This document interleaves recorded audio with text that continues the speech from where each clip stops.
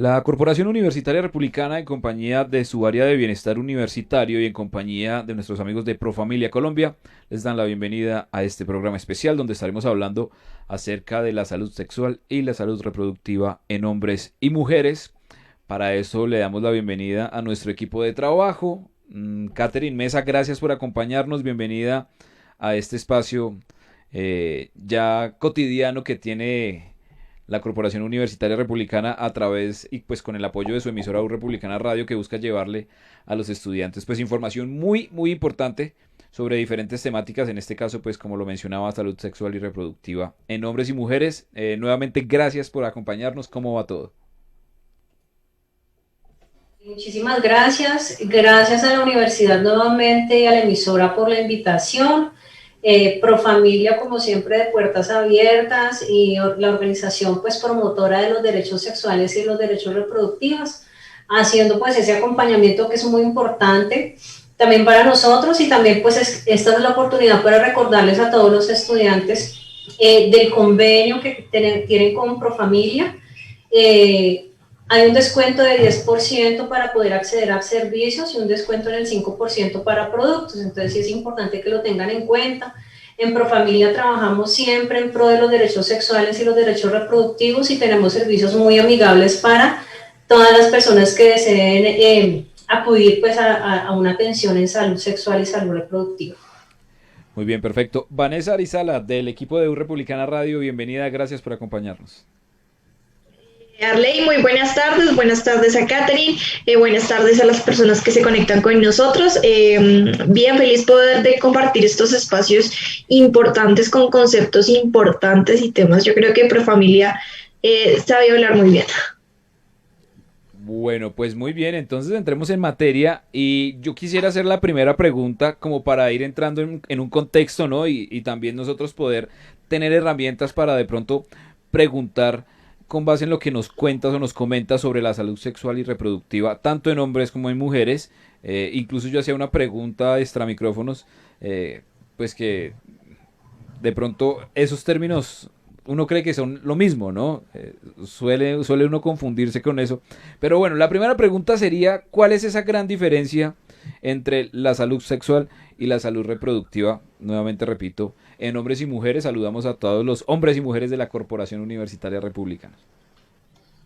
Bueno, claro que sí, muchísimas gracias. Buenas tardes para todas las personas que nos escuchan. Y como tú lo dices, Arley, en realidad esos términos parece que fueran lo mismo, pero no lo son. Existe una marcada diferencia entre lo que es salud sexual y salud reproductiva, aunque también va muy de la mano. Entonces, la salud sexual enmarca todo lo que es el bienestar físico, mental, social, en torno a la sexualidad. Y pues la sexualidad también entendamos que comprende todo lo que es el componente cultural, psicológico, biológico, y que finalmente pues se relaciona con los comportamientos, los sentimientos y las actitudes, y que pueden comprender también pues todo lo que es eh, como el patrón de personalidad pues de un individuo. Entonces están estrechamente relacionados, y pues la salud sexual abarca también todo lo que es la vivencia de la sexualidad libre de riesgos, y por supuesto la preservación de la salud y el bienestar.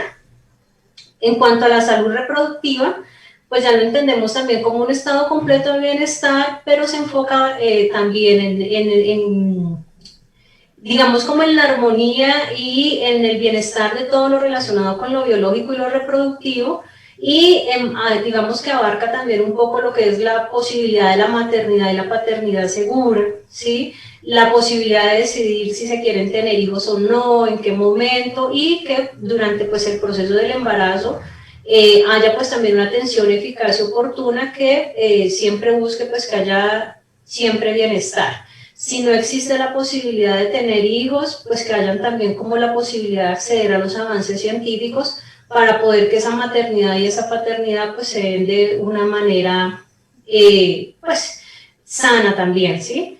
Entonces también es como, digamos, comprender que lo reproductivo va un poco más enfocado a la reproducción, y la sexualidad, pues la salud sexual está un poco más enfocado a lo que es pues la vivencia de la sexualidad libre de riesgos.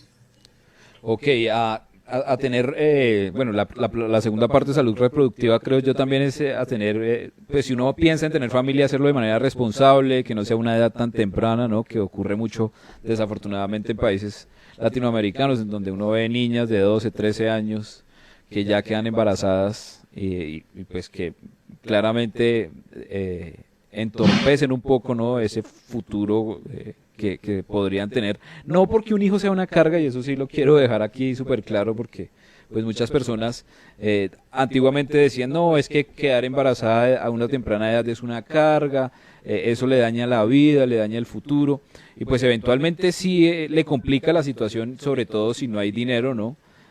Si hay que salir a trabajar, si hay que dejar de estudiar para, pues porque un bebé en todo caso es una responsabilidad, no solo tener un hijo como tal, sino pues económicamente hablando, porque pues hay que comprarle cosas, etcétera.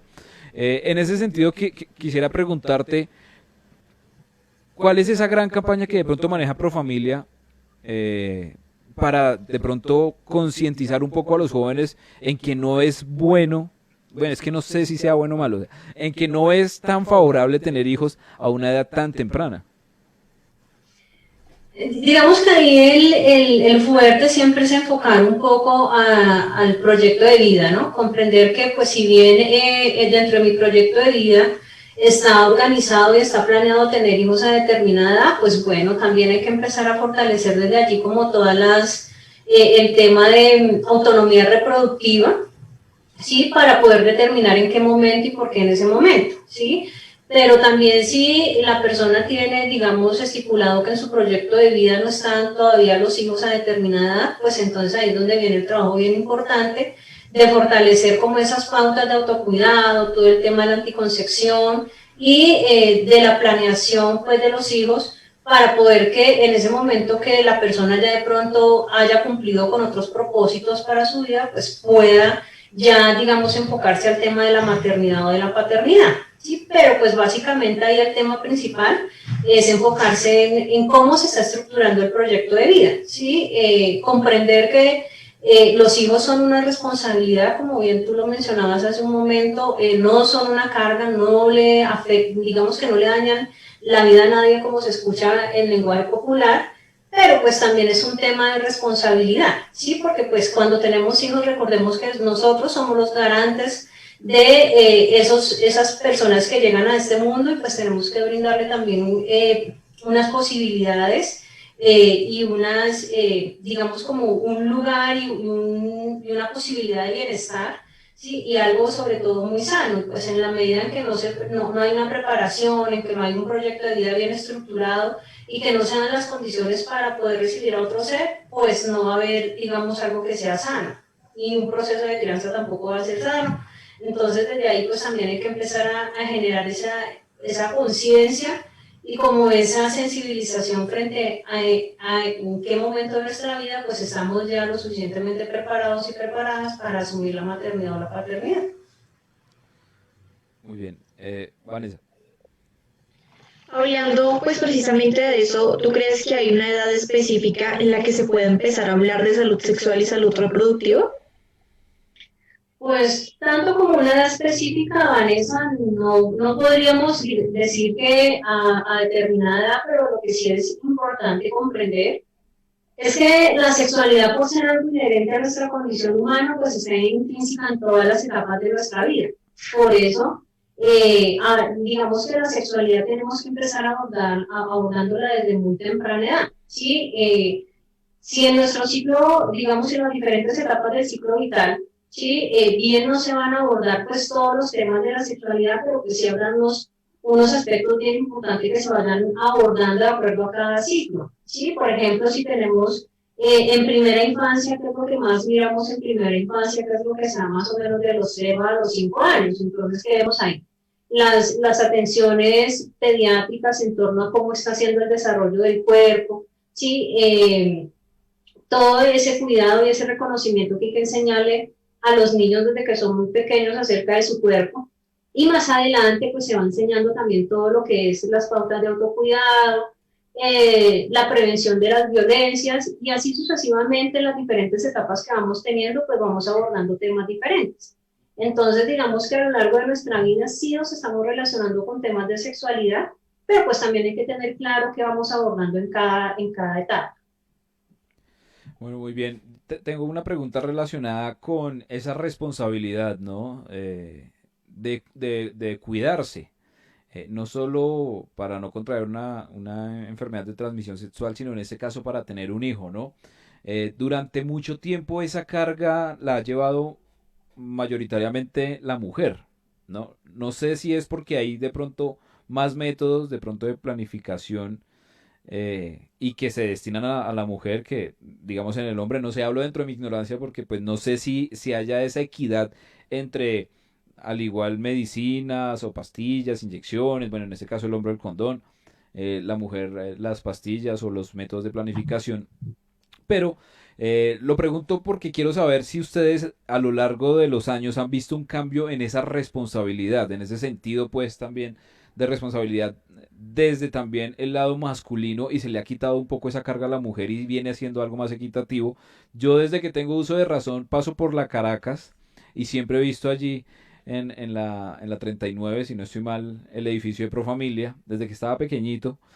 O sea, ustedes llevan mucho tiempo en este tema de planificación, de ayudar pues a hombres y mujeres a planificar todo el tema sexual y responsabilidad, etcétera. ¿Han visto ustedes ese cambio, esa transición, o seguimos en lo mismo y eso recae solamente en la mujer?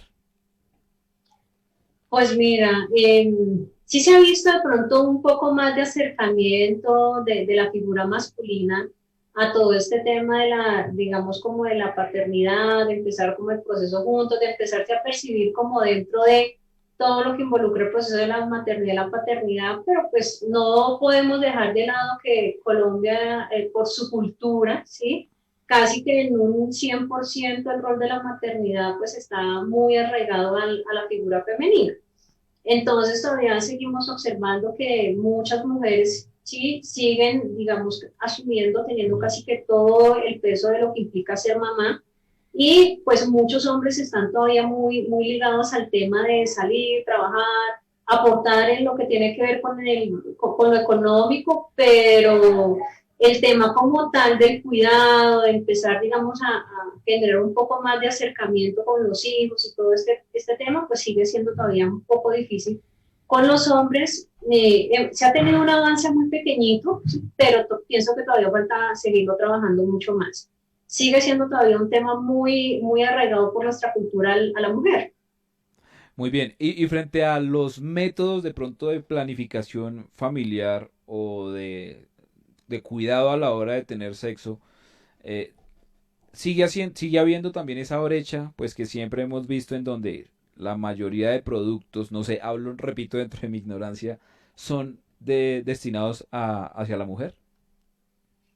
Sí, pues es, sin duda alguna la gran mayoría de métodos anticonceptivos temporales que existen son para nosotros las mujeres. En la actualidad solamente hay un único método de uso temporal para los hombres y sigue siendo pues el preservativo condón. Ya de manera permanente pues tenemos la vasectomía, pero siguen siendo las mujeres las que más estamos asistiendo a la consulta de ginecología, la que más insistimos como en las pautas de autocuidado y sobre todo en la planificación. Parece ser que también está muy arraigado la responsabilidad de prevenir el embarazo de la mujer. Sí, entonces también hemos visto también desde la experiencia un poco como muchas veces la mujer cuando tiene embarazo no deseado, no planeado, pues termina como asumiendo la responsabilidad porque siente que de alguna manera fue ella la que falló al no haberse cuidado, cuando finalmente pues esto es un tema que corresponde tanto al hombre como a la mujer o a la pareja como tal. Muy bien. Vanessa, ¿tienes dudas?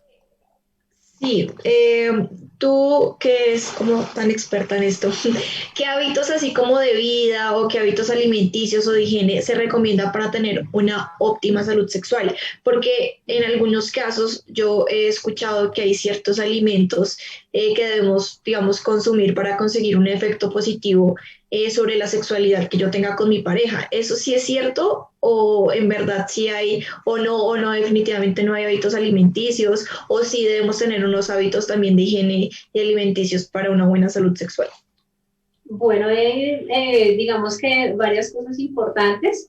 Vanessa, y es que en cuanto a procesos de alimentación, seguimos enfocándonos en que la alimentación debe ser balanceada. No hay unos alimentos específicos como que digamos que interactúan o interfieren o inciden directamente en la sexualidad, pero siempre hacemos mucha insistencia en que haya una alimentación muy sana, sobre todo muy rica en verduras, en frutas, y sí, que haya un equilibrio como entre todo el consumo de alimentos, precisamente porque si no hay un cuidado con los procesos de alimentación, pues eso de alguna manera va a interferir o va a afectar el estado de salud. Sí, no solamente para el tema de la sexualidad, sino para muchos de los otros aspectos que tienen que ver con la salud como tal. Entonces, en cuanto a alimentación, digamos que no podemos ahí especificar unos alimentos particulares, sino más bien insistir en que la alimentación sea muy balanceada, que sea baja en grasas, que sea baja en azúcar, baja en sal, preferiblemente. Y en cuanto a otras cosas, digamos, a otros factores que pueden incidir en el tema de la sexualidad y que también afectan mucho el estado de salud, pues insistimos en el cuidado con el consumo de cigarrillo, sí con el consumo de alcohol, con el consumo de sustancias psicoactivas, que todo esto sí puede generar una afectación no solamente en el tema de la salud sexual, sino también en salud a nivel general. Y como otras estrategias, además de la higiene, que pues tiene que ver como con ese cuidado que tenemos habitualmente con nuestro cuerpo, de hacer nuestro baño adecuadamente todos los días, de utilizar el agua, el jabón, de hacer, digamos, una buena limpieza de los órganos genitales y de nuestro cuerpo en general, pues insistimos además mucho en la posibilidad de que todos podamos tener unas revisiones médicas periódicas, el tema de poder, sobre todo mujeres, asistir a la consulta de ginecología por lo menos una vez al año. Asimismo, los hombres, recordemos que existe un especialista también en el cuerpo del hombre y este especialista se llama urólogo. Entonces, los hombres también que son un poco resistentes y creen que no les pasan muchas cosas y que ya, si no siento o si no experimento ningún síntoma, entonces ya estoy bien. No, también los hombres tienen que estar haciendo seguimiento constante de esas revisiones periódicas por el especialista que es el urólogo. Muy bien. ¿A qué edad, entro aquí a hablar por los hombres, a qué edad debería empezar a ir? Pues muchos dicen que después de los 40 o que a los 50, que eso pues tú lo decides, ¿no? Que tan joven no, que para qué. Pero ¿cuál sería la edad recomendada o apenas uno ya tenga 18 años empezar a ir al menos una vez por año para revisarse o no es tan necesario a esas edades tan tempranas? Bueno, sí es necesario tener en cuenta que sobre todo cuando estamos pasando por esos cambios, ¿sí? Que son cambios hormonales, que estamos haciendo como la transición de la adolescencia a la adultez, pues ahí vienen unos aspectos bien importantes, unos cambios en el cuerpo, en el organismo, que requieren también unas pautas, un acompañamiento médico y un acompañamiento también de todo lo que es el entorno familiar.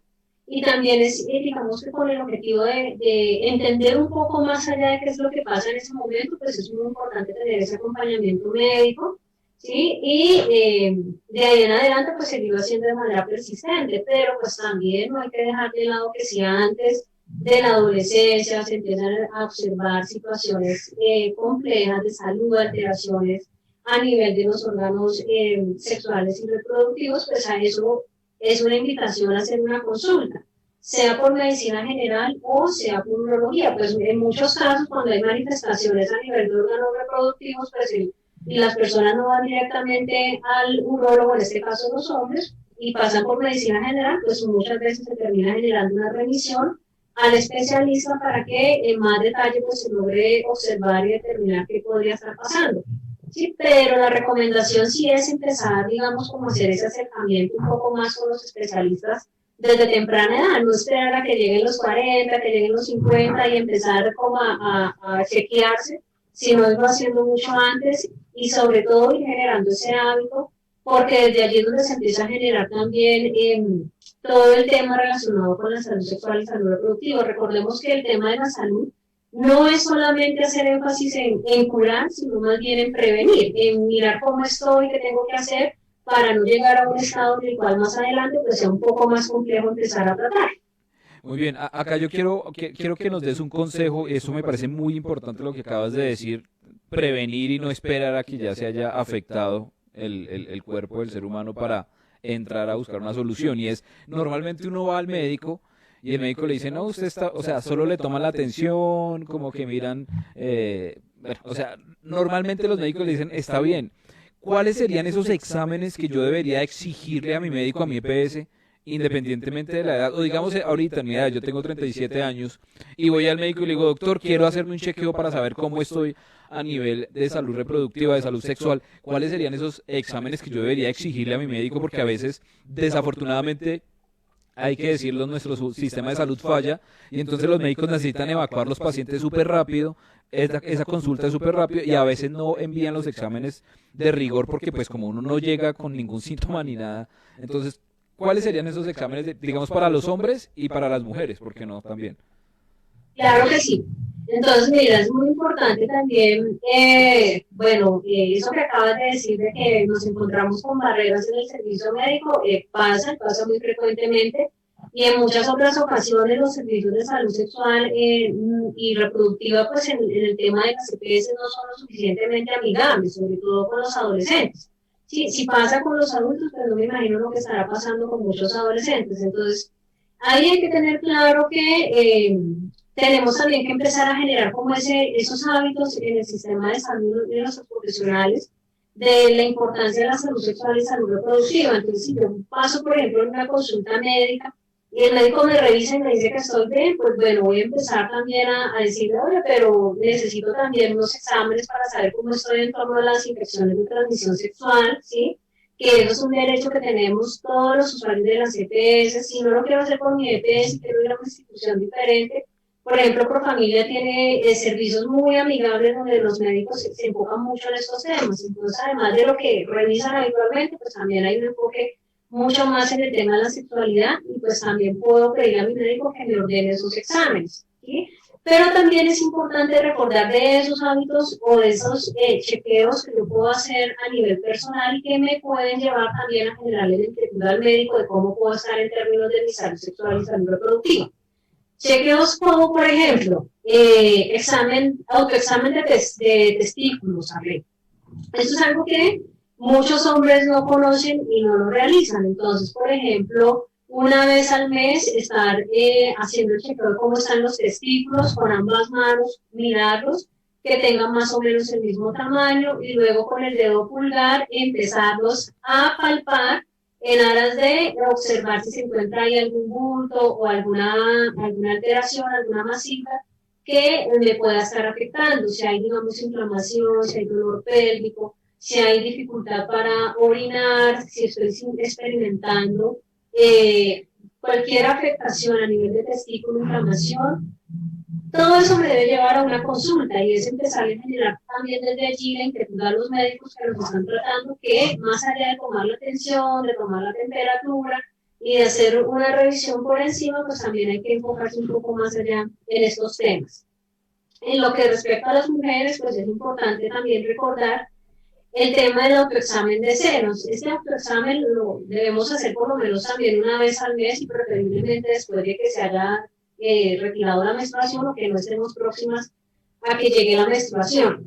Entonces también es importante observar cómo están nuestros senos, observar en el espejo, empezar a hacer el palpado, ¿sí? Que puede ser de arriba abajo, circular o de adentro hacia afuera, si observo que hay alguna alteración, alguna masa, algo extraño ahí en el seno, pues también eso me debe motivar a hacer una consulta. Y desde allí también cuando llegamos a la consulta y le decimos al médico es que estoy experimentando, es que observé, es que me miré, entonces también empezamos a generar esa exigencia y como también esa inquietud a los médicos para que se enfoquen un poco más allá en otros aspectos y no solamente en lo que es más superficial. Perfecto. Bueno, ya saben, entonces hacerse el autoexamen también es importante, ¿no? A veces a uno le da pena, pero pues eso creo yo puede evitar tragedias, ¿no? Más adelante.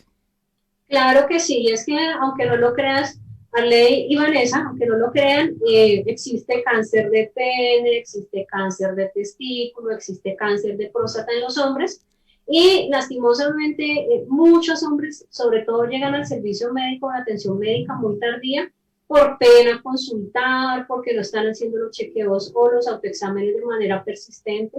Y finalmente cuando llegan a la consulta, pues es porque ya hay una afectación un poco más compleja y ya es porque el dolor es persistente, la afectación es tal que definitivamente decidieron consultar, de lo contrario no. Entonces también esos son hábitos que se ven fortaleciendo a lo largo de la vida y que se deben enseñar sobre todo desde muy temprana edad para que sobre todo pues no hayan esas dificultades al momento de tratar esas patologías. Muy bien, perfecto. Gracias, Catherine. Vanessa. Bueno, yo sí quiero que le des algún consejo así muy profesional para todos aquellos jóvenes que quizás tienen temor a iniciar su vida sexual por miedo a un embarazo no deseado, ¿no? Ahorita yo creo que muchos jóvenes, al ver cómo está, digamos, la situación en el país, no quieren tener hijos y tienden tampoco a, digamos, a iniciar esa vida sexual con su pareja por lo mismo, por el miedo a quedar embarazadas, como no, yo no quiero tener hijos, me da miedo como que pase una vez, porque es que ha pasado, hay casos de casos, ¿no? Que una vez y ya embarazada. Entonces hay gente que tiene miedo, a mí también me da miedo personalmente. Entonces, como, ¿qué consejo le darías a esos jóvenes para que inicien su sexualidad de una manera más satisfactoria con la pareja, pero sobre todo responsable?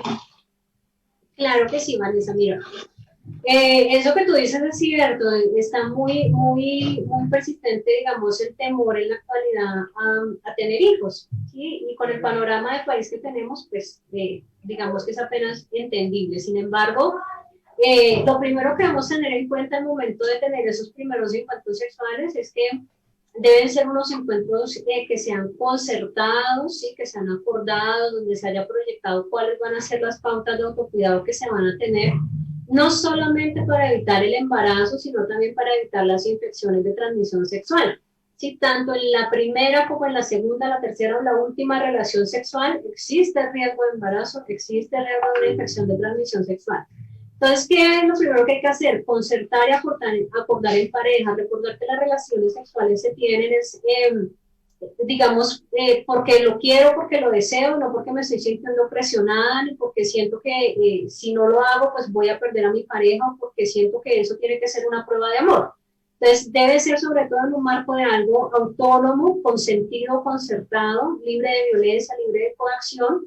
Y si ya, digamos, se llegó a ese acuerdo y finalmente la relación sexual se quiere tener, pues hay que también tener claro, ¿sí? Que existen unos métodos anticonceptivos, que existen unos servicios amigables en salud sexual y salud reproductiva, a donde yo puedo acudir, asesorarme y, por ende, hacer uso de ellos para prevenir embarazos e infecciones de transmisión sexual.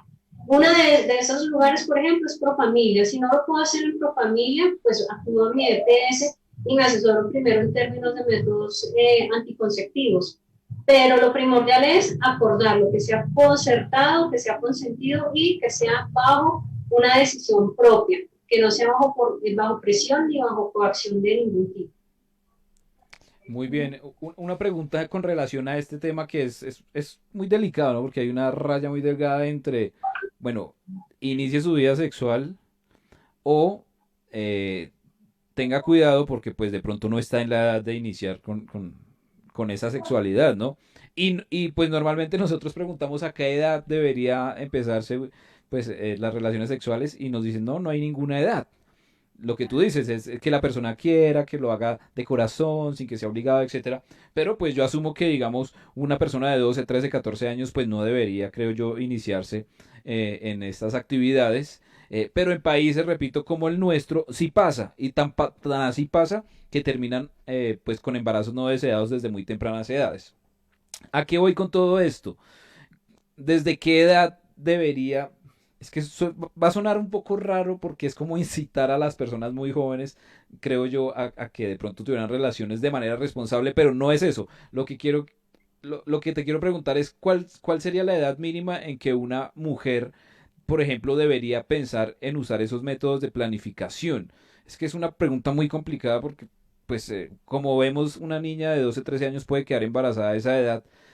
Pero si usara el método de planificación, pues seguramente no quedaría embarazada.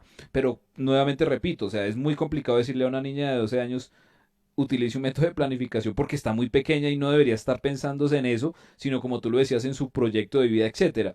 Pero ocurre en estos países. ¿Cuál sería la recomendación desde ustedes para estos jóvenes que de pronto desafortunadamente arrancan temprano este tema de las relaciones sexuales? Bueno, pues hay algo bien importante que hay que tener en cuenta y es entender que hay que considerar los riesgos y los beneficios, ¿sí? Si bien, pues digamos que 12 años se considera una edad muy temprana para el uso de métodos anticonceptivos, pues va a ser mucho más temprano para asumir la maternidad, ¿sí? Por decirlo así.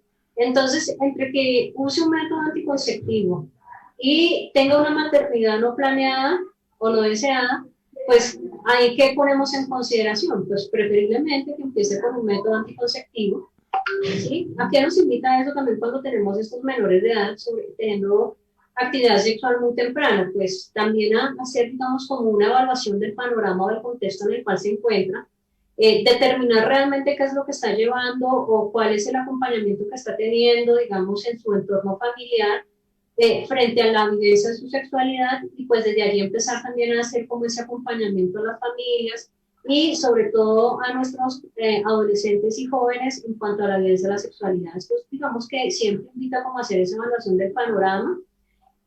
Sin embargo, también hay que tener en cuenta que no todas las chicas, pues las chicas que son las que más usamos métodos anticonceptivos, pues no el hecho de que usemos un método anticonceptivo significa que estemos ya teniendo relaciones sexuales o que las vamos a tener próximamente, ¿sí? En muchas ocasiones nos podemos encontrar, sí, con chicas que pueden, digamos, iniciar con métodos anticonceptivos porque, pues, digamos, se han informado, conocen, ¿sí? Y quisieran como el tema de la prevención, sin embargo, no tienen actividad sexual. Pero también es importante mirar el otro lado, ¿sí? Nos están llegando chicas muy jóvenes o adolescentes a muy temprana edad en la búsqueda de métodos anticonceptivos, entonces ahí también tenemos que preguntarnos cuál es el contexto en el cual están viviendo, cuál es su panorama, y también preguntarnos mucho acerca del contexto de violencia, ¿sí? Porque en muchas ocasiones, si bien muchas chicas no están teniendo relaciones sexuales concertadas, pueden estar viviendo en un panorama de violencia, y eso también invita pues a cuestionarnos en ese sentido. Y muchas veces pues cuando son muy chicas, pues también nos invita a hacer un reporte, ¿sí? Al Instituto Colombiano de Bienestar Familiar, como para que se les haga acompañamiento a estos entornos familiares y mirar qué puede estar pasando ahí.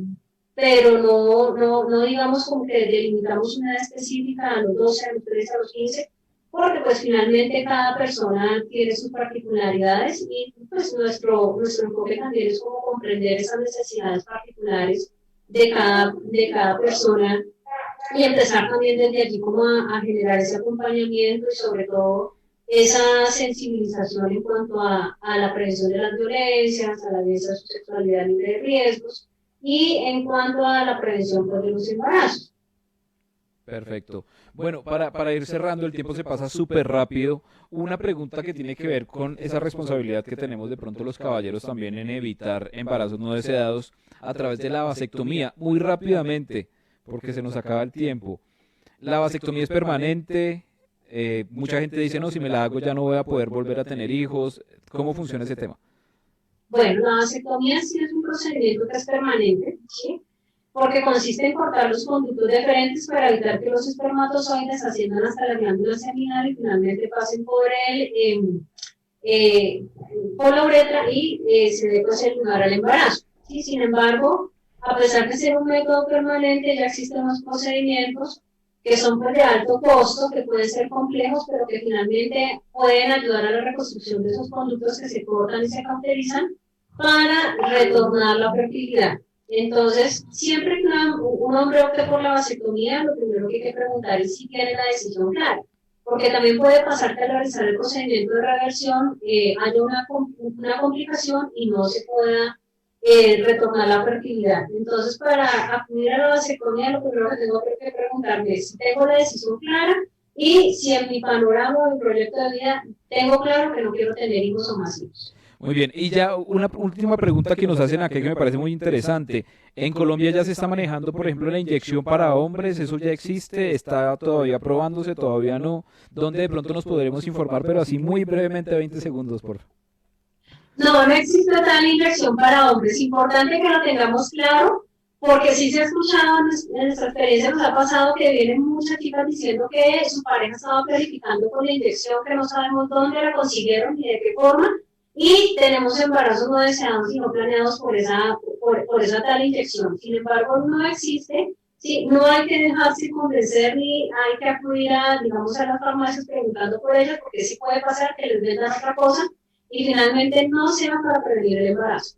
Bueno, ya lo saben, todavía no existe, la ciencia no ha llegado hasta allá, al menos en nuestro país. Pero si llega, créannos que vamos a ser los primeros en decirles, mire, ya hay este método, por favor, seamos responsables. Esto, pues, para los hombres. Sin embargo, podemos ser responsables usando condón, teniendo, pues, una única pareja, no adelantándonos, no forzando tampoco a nuestras parejas, etcétera. Y niñas, ustedes también, pues, tienen todo el derecho de hacerse respetar.